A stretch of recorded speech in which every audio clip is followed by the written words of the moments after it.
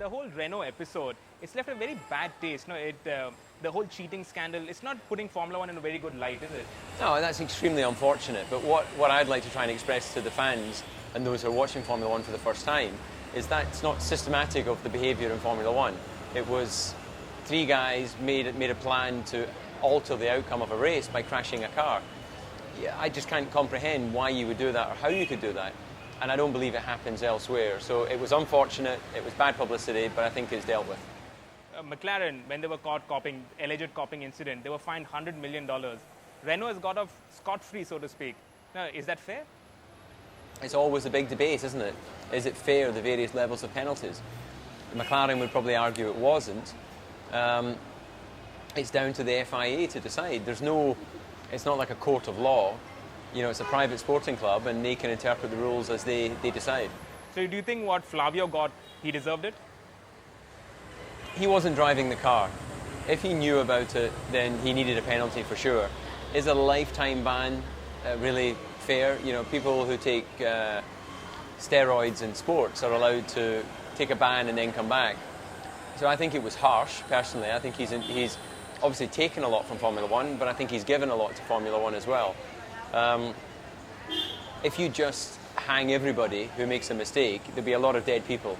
And I think that you have to quantify, you know, how involved he was and did he force Piquet, and I don't know how you would ever do that.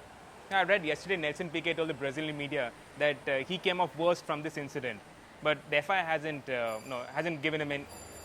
Yeah, he's not received any penalty. So I don't think that Nelson Piquet's really come off worst. I think that Pat Simmons and Flavio Godinho have, and Renault have lost some sponsors. I think it was unfortunate that Nelson put himself in that situation and allowed himself to be manipulated and caused Formula One great embarrassment.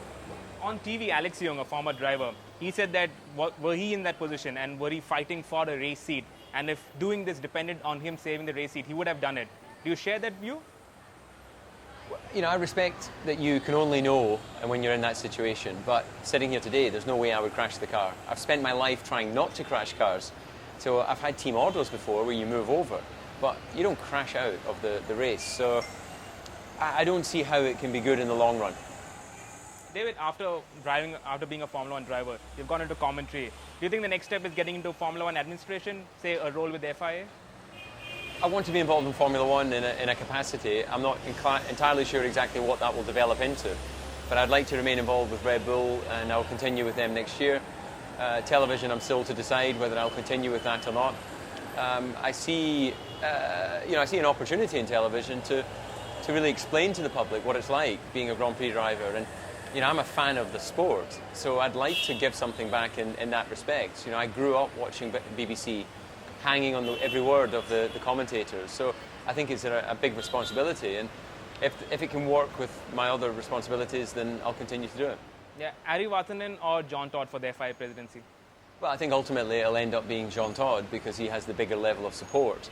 I think Ari would make a good president because I think he has a fresh approach and has not been immersed in Formula One in the past. But I think that Jean Todt equally has a great deal of experience. He knows and understands some of the issues that have been there with the FIA in the past.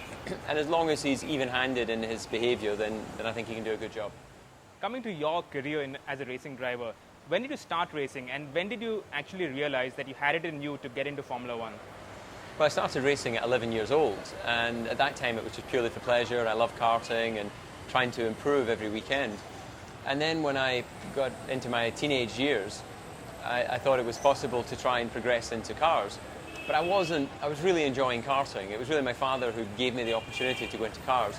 And once I took that, then I realised maybe it was possible to make a career because I was winning races, I was being paid prize money, and then I left college to pursue a full-time career as a driver.